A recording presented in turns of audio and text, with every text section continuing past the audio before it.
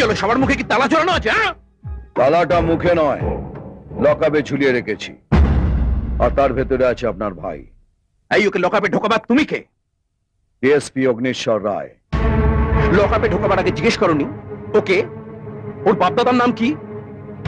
সময় পাইনি, পেটাতে ব্যস্ত ছিলাম। মরার পালক গজিয়েছে না? এই ঘোষাল, খুলে না ওকে। চাবিটা আমার কাছে।